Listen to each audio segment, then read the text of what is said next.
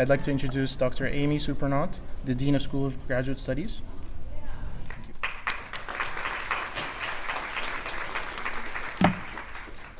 Okay, good morning again.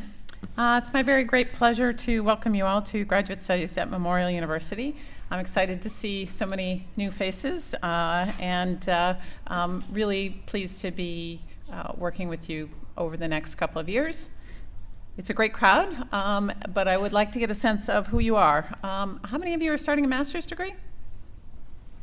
Okay. How many PhD? Okay. How many from Newfoundland? Other parts of Canada? Okay. Who's from Asia? Okay. Africa? Great. Europe? Pretty good. South America? Central America? US and Mexico? Anyone I missed? Oh, I forgot Australia. And New Zealand. No one. Okay, so I guess I didn't leave anyone out anyway. So, okay.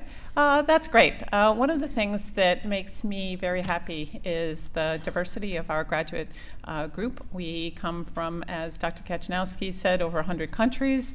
There are all kinds of people from all over the world who come to Memorial to study their graduate program. Before I begin, I would like to thank the staff who organized this event, in particular Julie Bowering, Jennifer Brown, and the GSU, as well as all the speakers who generously volunteered their time.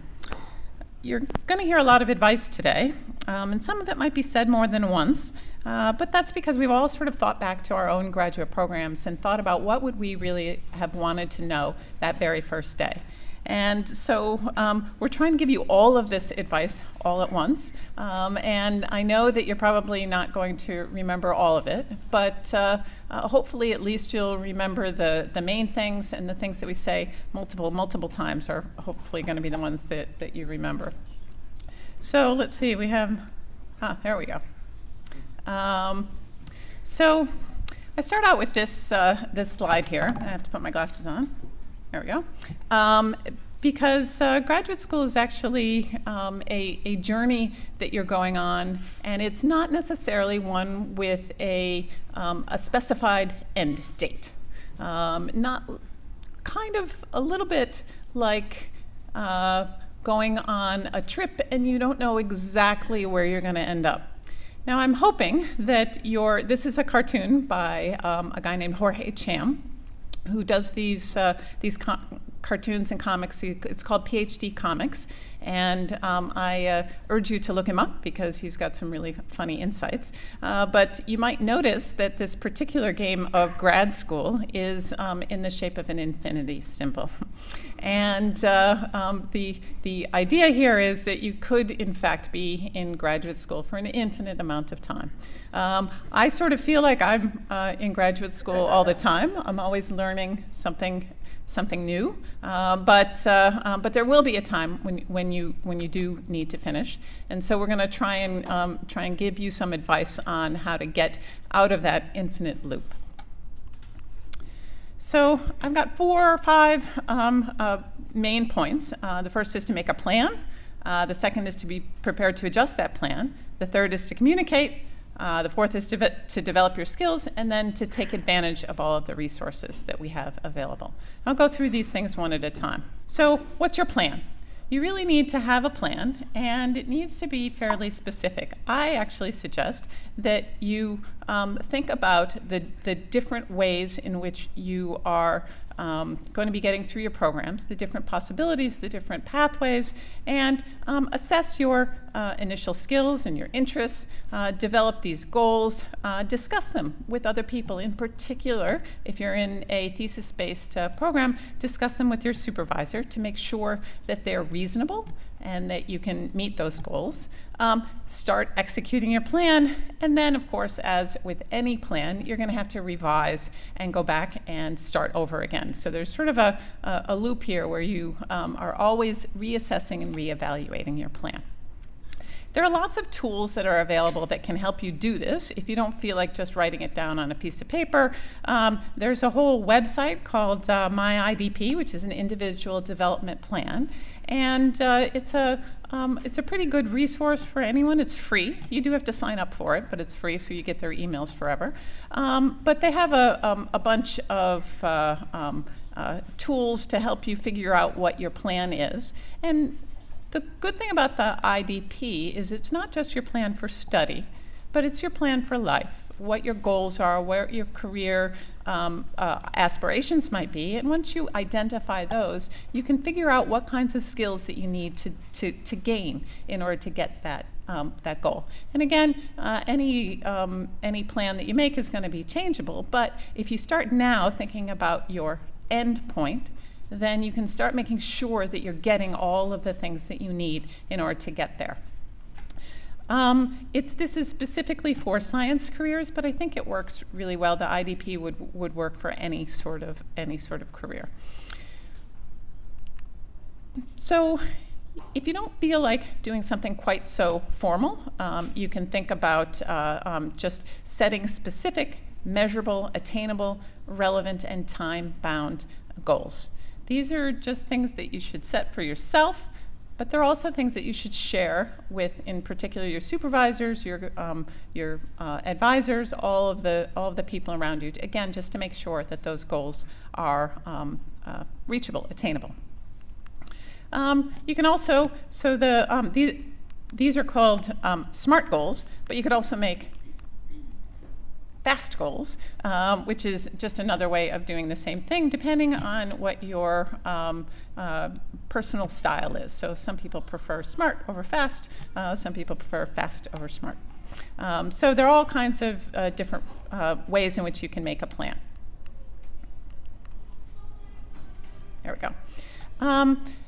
Again, this is just another example of a plan. This is one that is on a spreadsheet that has timelines and specific events that are going on. One of the things I want to make sure to mention here is that there is something in there in yellow called HOLS, H-O-L-S. The person who put this together is British or Australian, I think, and so they use that for holidays.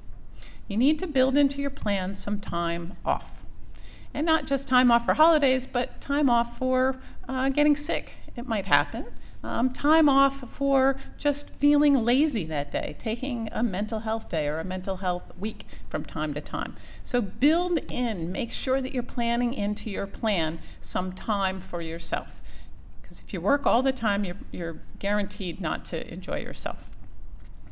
That particular plan comes from a series of tools called on a Think Well website that you can just download, and they have all kinds of he has all kinds of planners and spreadsheets and I don't know, meeting notes and things like that. And it's a really useful, I find it to be a really useful group of tools.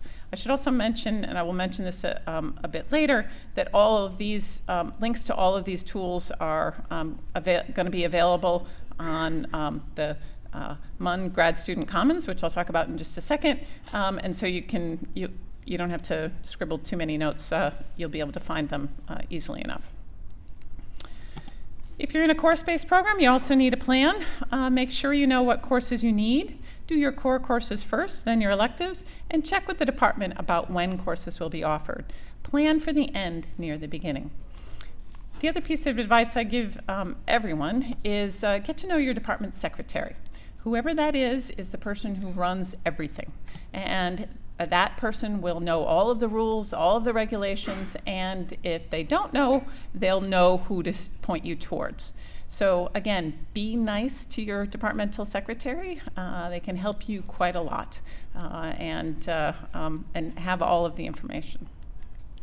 Oh, and also, so don't rely on your supervisor for that information, because very often they'll say, I don't know, deadlines?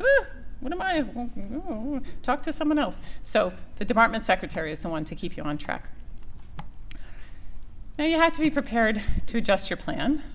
I think it looks very much sometimes like people have gone directly from one place to another in a nice straight line.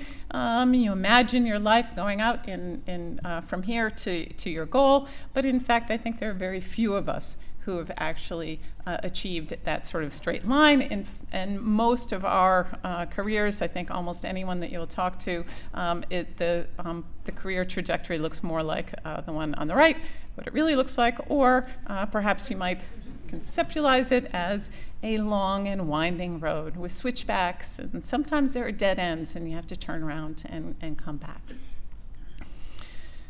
The second piece of advice after make a plan is to communicate. And this is really, really important. This is, in fact, in my mind, the place where most people end up having trouble. Particularly need to communicate with your supervisor.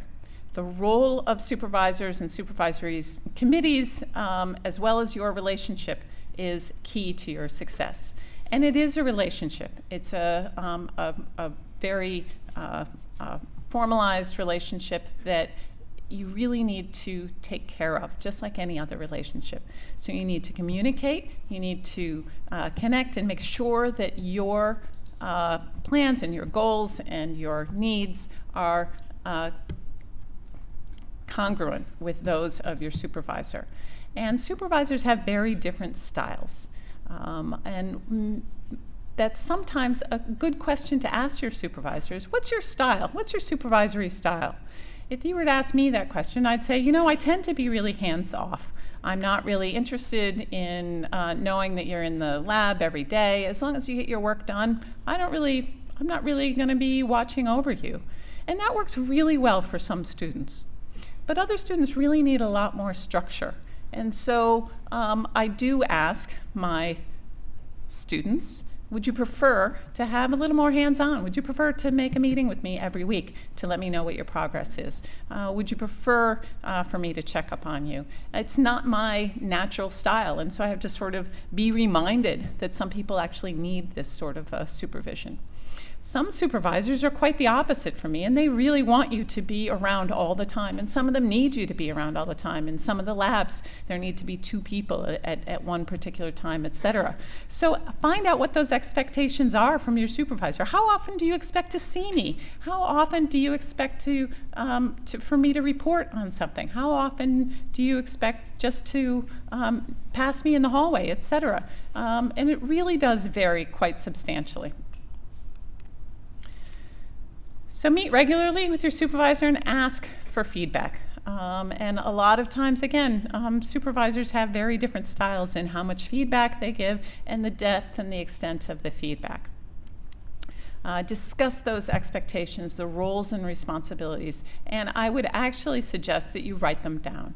We have a draft on the website of an agreement, a draft, almost contract between a student and the supervisor.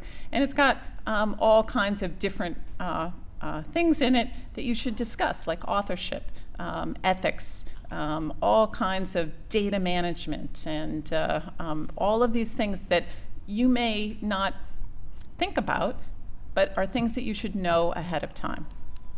So you need to become familiar with the appropriate deadline dates and regulations for your academic unit, and keep your supervisor informed about them. Supervisors really, really, really don't pay attention to deadlines. So it's up to you to make sure that you meet those deadlines. And they very often don't pay attention to any sorts of rules at all. And so, if a student comes to me and says, I've actually been at Memorial University for 12 years. I'm the Dean of Graduate Studies. And when my student comes to me and says, how many people do I need on my committee? I go, well, I don't know. Look it up. I honestly don't know. And I don't know when the committees need to be formed. And I don't know. It's not because we don't care, although maybe it's because we don't care. But it's because the programs are so